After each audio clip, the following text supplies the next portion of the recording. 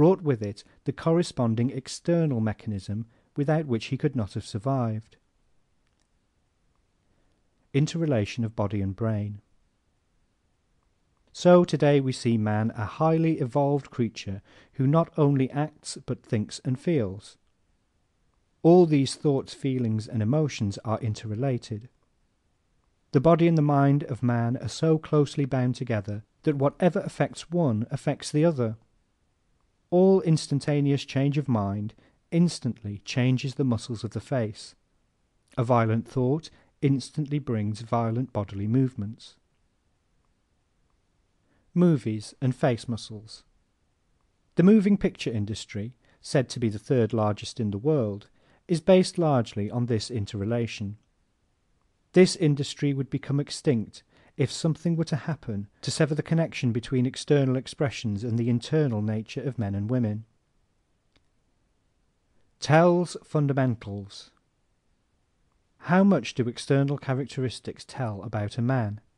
They tell with amazing accuracy all the basic fundamental principal traits of his nature. The size, shape, and structure of a man's body tell more important facts about his real self, what he thinks and what he does, than the average mother ever knows about her own child. Learning to read. If this sounds impossible, if the seeming incongruity, multiplicity, and heterogeneity of human qualities have baffled you, remember that this is exactly how the print in all books and newspapers baffled you before you learned to read. Not long ago I was reading stories aloud to a 3-year-old. She wanted to see the pictures, and when told there were none, had to be shown the book. "What funny little marks," she cried, pointing to the print. "How do you get stories out of them?"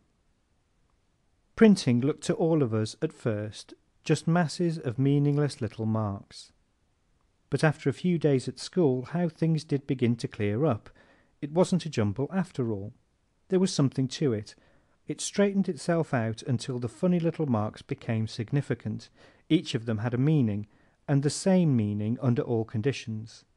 Through them your whole outlook on life became deepened and broadened, all because you learned the meaning of 26 little letters and their combinations. Reading people.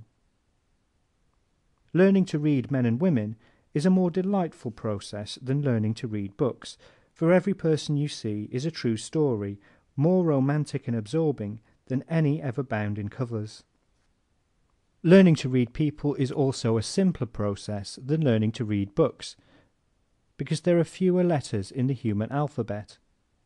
Though man seems to the untrained eye a mystifying mass of funny little marks, he is not now difficult to analyze.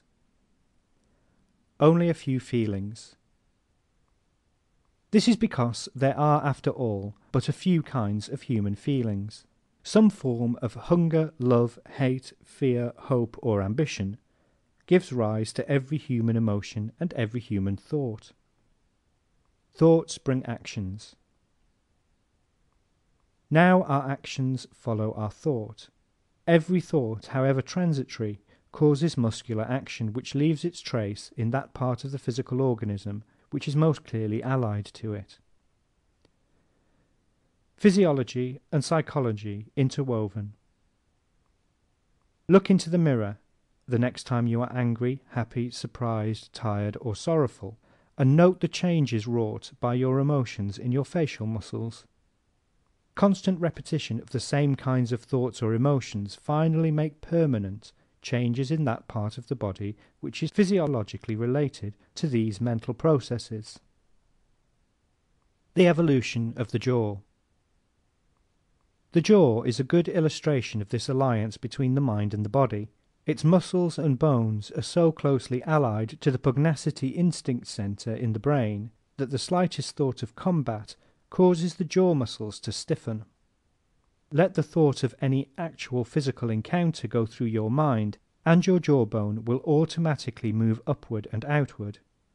After a lifetime of combat, whether by fists or words, the jaw is set permanently into a nature more upward and outward, a little more like that of a bulldog. It keeps to this combative mold because, says Mother Nature, the great efficiency expert, if you are going to call on me constantly to stiffen that jaw, I'll fix it so it will stay that way and save myself the trouble. Inheritance of acquired traits. Thus the more combative jaw, having become permanent in the man's organism, can be passed on to his children.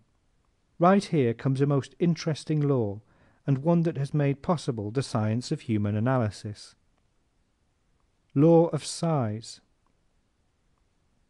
The larger any part or organ, the better its equipment for carrying out the work of that organ, and the more does it tend to express itself. Nature is an efficiency expert, and doesn't give you an oversupply of anything without demanding that you use it. Jaws becoming smaller. Our ancestors developed massive jaws as a result of constant combat. As fast as civilization decreased the necessity for combat, nature decreased the size of the average human jaw. Meaning of the big jaw. But wherever you see a large protruding jaw, you see an individual, armed and engined, as Kipling says, for some kind of fighting. The large jaw always goes with a combative nature, whether it is found on a man or a woman, a child, a pugilist, or a minister. Exhibit A. The Irishman.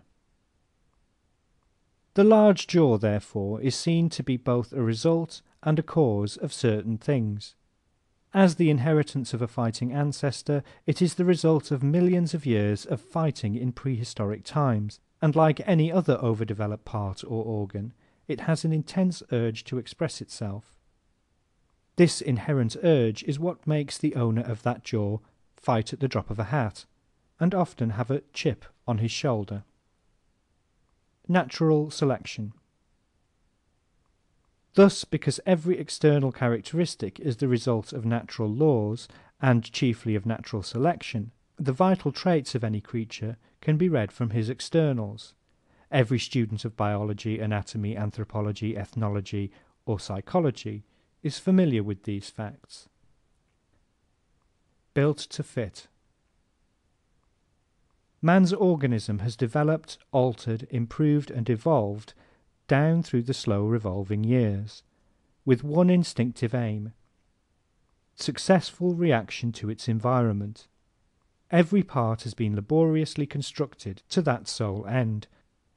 Because of this, its functions are marked as clearly upon it as those of a grain elevator, a steamship, or a piano. Survival of the fittest. Nature has no accidents. She wastes no material, and everything has a purpose. If you put up a good fight to live, she will usually come to your rescue and give you enough of whatever is needed to tide you over. If you don't, she says you are not fit to people the earth, and lets you go without a pang. Thus she weeds out all but the strong, and evolution marches on. Causes of racial characteristics. This inherent potentiality for altering the organism to meet the demands of the environment is especially noticeable in races, and is the reason for most racial differences. Differences in environment, climate, altitude, and topography necessitated most of these physical differentiations, which today enable us to know at a glance whether a man belongs to the white race, the yellow race, or the black race. The results of these differentiations and modifications will be told in the various chapters of this book.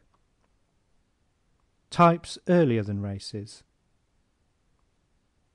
The student of human analysis reads the disposition and nature of every individual with ease, regardless of whether that individual be an American, a Frenchman, a Kaffir, or a Chinaman, because human analysis explains those fundamental traits which run through every race, color, and nationality according to the externals which go with those traits. 5 biological types.